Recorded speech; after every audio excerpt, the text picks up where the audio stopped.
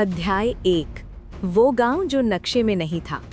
उत्तर भारत के एक दूरदराज इलाके में जंगलों और सूखी पहाड़ियों के बीच एक छोटा सा गांव था, भैरवपुर। अजीब बात ये थी कि ये गांव किसी सरकारी नक्शे में दर्ज नहीं था।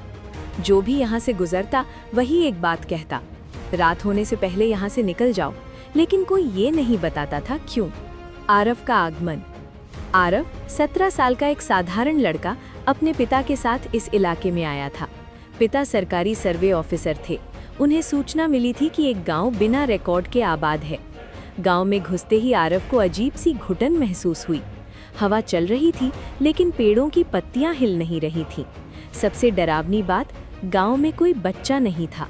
समय जो रुक गया। घड़ी देखी, शाम के 6:40।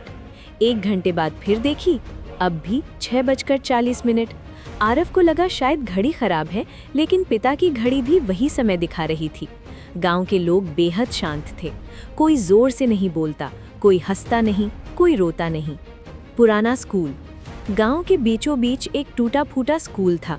दरवाजे पर जंग लगा बोर्ड, भैरवपुर प्राथमिक विद्यालय, स्थापना 1989। आरव अंदर गया। दीवारों पर बच्चों के हाथों के निशान थे, लेकिन वे ऊपर की ओर जाते हुए थे, जैसे कोई दीवार पर चढ़ रहा हो। ब्लैकबोर्ड पर लिखा था, हमने मना किया था। पहली आवाज। रात को आरव को नींद नहीं आई। तभी उसने सुना, आरव। आवाज बहुत धीमी थी, जैसे कोई गले में दर्द लिए फुसफुसा रहा हो। दरवाजा अपने आप खुल गया। बाहर कोई नहीं था, लेकिन जमीन पर गीले पैरों के निशान थे, जो घर के अंदर आ रहे थे। बुजुर्ग की कहानी। गांव का सबसे बुजुर्ग आदमी, काले कपड़ों में, आंखें बिल्कुल सफ़ेद।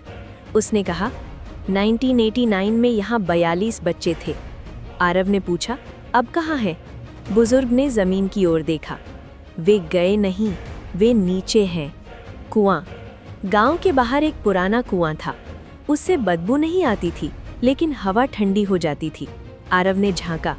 उसे अपना ही चेहरा दिखा, लेकिन उसकी आंखें काली थीं और वो मुस्कुरा रहा था।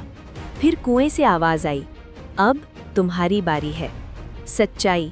1989 में गांव वालों ने एक अंधविश्वास के कारण बच्चों की बलि दी थी। उन्हें लगा इससे गांव हमेशा सुरक्षित रहेगा, लेकिन बच्चों की आत्माएं यहीं फंस गईं। समय रुक गया। गांव एक कैद खाना बन गया। पिता का गायब होना। सुबह पिता नहीं थे। उनकी डायरी मिली। आखिरी पंक्ति, अगर तुम ये पढ़ रहे हो तो मैं नीचे जा चुका हूँ। अंतिम रात। गांव के सभी लोग एक एक करके घरों से बाहर आए। उनकी गर्दनें मुड़ी हुई थीं। चलते समय उनके पैर जमीन को छू नहीं रहे थे। सबने एक साथ कहा, हमें मुक्त करो या हमारे साथ रहो। या मुक्ति। कुएं के पास बच्चों की परछाइयाँ थीं। उनकी आंखों में गुस्सा नहीं था, बस इंतजार था। आरव समझ गया, या तो वो खुद कूदे या गांव हमेशा के लिए बंद रहेगा। अंत या शुरुआत। आरव ने आंखें बंद की, कुएं में कूद गया। सुबह जंगल के बीच एक लड़का बेहोश मिला। नाम आरव। गांव भैरवपुर कभी नहीं मिला, लेकिन आज भी अगर तुम रात 6:40 पर किसी सुनसान रास्ते से गुजरो और समय रुक जाए, तो समझ लेना तुम बहुत करीब हो।